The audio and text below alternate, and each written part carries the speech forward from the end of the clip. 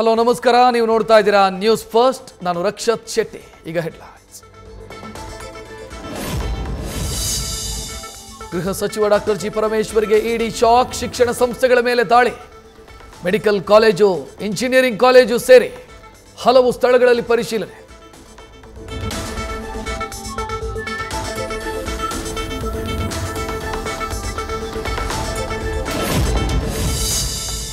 ಬೆಳಗ್ಗೆ 9 ಗಂಟೆಗೆ ವಿವಿಧೆಡೆ ಏಕಕಾಲಕ್ಕೆ ದಾಳಿ ನಡೆಸಿದ ಇಡಿ.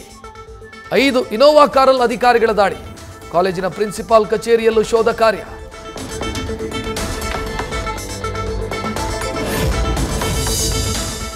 ಇಡಿ ದಾಳಿ ಬೆನ್ನಲ್ಲೇ ಪರಮೇಶ್ವರ್ಗೆ ಟೆನ್ಷನ್. ಬೆಂಗಳೂರಿನ ಸದಾಶಿವನಗರದಿಂದ ಹೊರಟ ಗೃಹ ಸಚಿವ ಯಾವುದೇ ಪ್ರತಿಕ್ರಿಯೆ ನೀಡದೆ ತೆರಳಿದ ಪರಂ.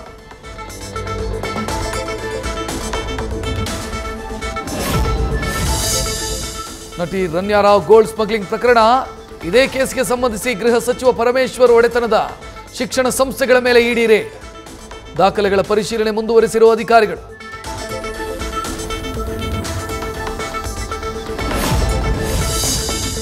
ಮಳೆ ಬರ್ತಾ ಇದ್ದಂತೆ ಬೆಂಗಳೂರಿನ ಬೆಳ್ಳಂದೂರು ಕೆರೆಯಲ್ಲಿ ಮತ್ತೆ ನೊರೆ. ವಿಷಕಾರಿ ನೊರೆಯಿಂದ ಸ್ಥಳೀಯ ನಿವಾಸಿಗಳಿಗೆ ಆತಂಕ. ಸಂಸ್ಕರಿಸದ ತ್ಯಾಜ್ಯ ಮಿಶ್ರಿತ ನೀರು ಕೆರೆಗೆ ಬರೋದ್ರಿಂದ ಪದೇ ಪದೇ ಸಮಸ್ಯೆ.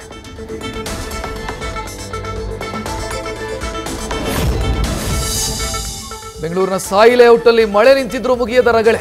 5-6 ದಿನಗಳಿಂದ ಕೆಸರು ನೀರಲ್ಲೇ ಜನರ ವಾಸ. ಜ್ವರ, ಕೆಮ್ಮು, ನೆಗಡಿ ಹೆಚ್ಚಳ. ಸಾಂಕ್ರಾಮಿಕ ರೋಗ ಹರಡೋ ಭೀತಿಯಲ್ಲಿ ಸ್ಥಳೀಯ ನಿವಾಸಿಗಳು.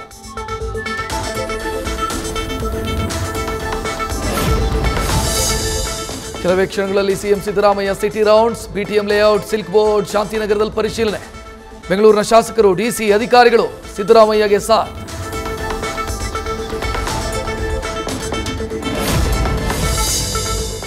ಮಳೆ ಕಡಿಮೆ ಆಗ್ತಾ ಇದ್ದಂತೆ ಕ್ಲೀನಿಂಗ್ ಶುರು ಮಾಡಿರೋ ನಿವಾಸಿಗಳು. ಕೋರಮಂಗಲದ ಅಪಾರ್ಟ್ಮೆಂಟ್ನ ಬೇಸ್ಮೆಂಟಲ್ಲಿ ಸಿಲುಕಿದ್ದ ಹಲವು ವಾಹನಗಳು. ಕೆಸರಿಂದ ತಮ್ಮ ಗಾಡಿಗಳನ್ನು ಹೊರತೆಗೆದಿದ್ದಾರೆ ಜನ.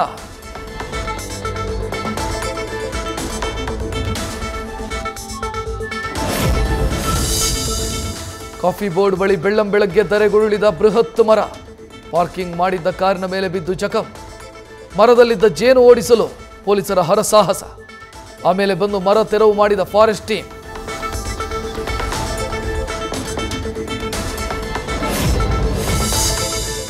ರಾಗಿಗುಡ್ಡದಲ್ಲೂ ಧರೆಗುರುಳಿದ ಬೃಹತ್ ಮರ. ಹೊರಮಾವು ರಸ್ತೆಯಲ್ಲೂ ಮರವೊಂದು ಧರಾಶಾಹಿ. ಇಡೀ ರಸ್ತೆಯನ್ನೇ ಬ್ಲಾಕ್ ಮಾಡಿ ಸಂಚಾರಕ್ಕೂ ಅಡ್ಡಿ. ಬೇರೆ ಮಾರ್ಗ ಹುಡುಕೊಳ್ತಾ ಇರೋ ಸವಾರರು.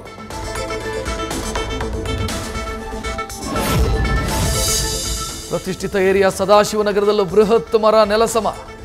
ರಸ್ತೆ ಬದಿ ನಿಂತಿದ್ದ ಕಾರಿನ ಮೇಲೆ ಬಿದ್ದ ಮರ. ಜನ ಪರದಾಡಿದ್ರು. ಸ್ಥಳಕ್ಕೆ ಬರಲು ಬಿಬಿಎಂಪಿ ಅಧಿಕಾರಿಗಳ ನಿರ್ಲಕ್ಷ್ಯ.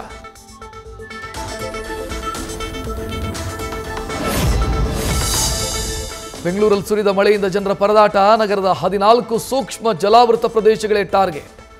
14 ಪ್ರದೇಶಗಳ ಬಗ್ಗೆ ಪಾಲಿಕೆ ಅಧಿಕಾರಿಗಳಿಗೆ ಮಾಹಿತಿ.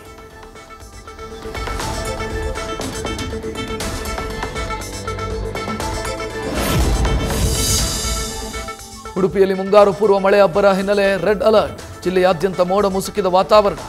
ಹೆಬ್ರಿ, ಬೈಂದೂರು ಮಾರ್ಗದಲ್ಲಿ ಜಿಟಿ ಮಳೆ.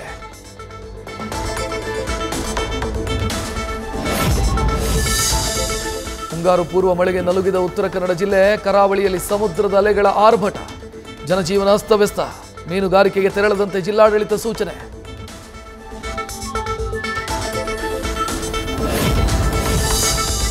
ವಿಜಯನಗರದಲ್ಲಿ ನಿನ್ನೆ ಸುರಿದ ಭಾರೀ ಮಳೆಗೆ ಗ್ರಾಮದ ಸಂಪರ್ಕ ರಸ್ತೆ ಜಲಾವೃತ.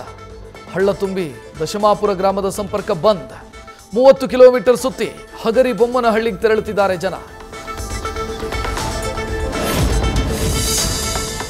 ವಾಡಿಕೆಗಿಂತ ಮೊದಲೇ ಕೇರಳಕ್ಕೆ ಮಾನ್ಸೂನ್ ಪ್ರವೇಶ.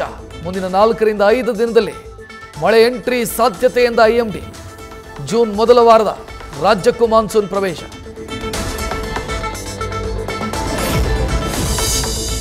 ಡಿ ಗ್ಯಾಂಗ್ಗೆ ಕಂಟಕವಾಗುತ್ತಾ ಹೆಚ್ಚುವರಿ ಚಾರ್ಜ್ ಶೀಟ್. ಕೋರ್ಟ್ಗೆ 132 ಪುಟಗಳ ಹೆಚ್ಚುವರಿ ಚಾರ್ಜ್ ಶೀಟ್ ಸಲ್ಲಿಕೆ.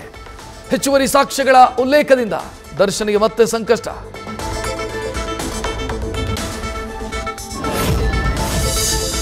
ಪ್ರಜ್ವಲ್ ರೇವಣ್ಣ ಬಂಧನವಾಗಿ ಬರೋಬ್ಬರಿ 1 ವರ್ಷ. ಯಾವ ಕೋರ್ಟ್ನಲ್ಲೂ ಬೇಲ್ ಸಿಗದೆ ಪರಪ್ಪನ ಅಗ್ರಹಾರದಲ್ಲಿ ಪ್ರಜ್ವಲ್ ಪರದಾಟ. ಟ್ರಯಲ್ ತಲೆನೋವಲ್ಲಿ ದಿನ ದುಡ್ತಾ ಇರೋ ಮಾಜಿ ಸಂಸದ.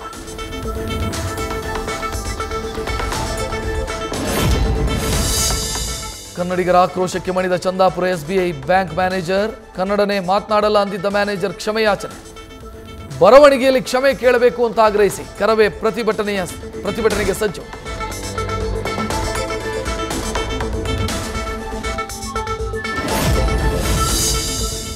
ಹುಬ್ಬಳ್ಳಿ ಕಿಮ್ಸ್ ನಿರ್ದೇಶಕರ ಹುದ್ದೆಗಾಗಿ ಕೋಟಿ ಡೀಲ್.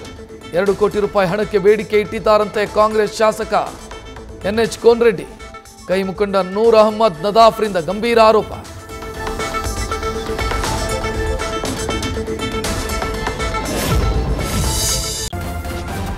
ನ್ಯೂಸ್ ಫಸ್ಟ್ ನಿರ್ಭೀತಿಯಿಂದ ನಿಮ್ಮ ಪರವಾಗಿ.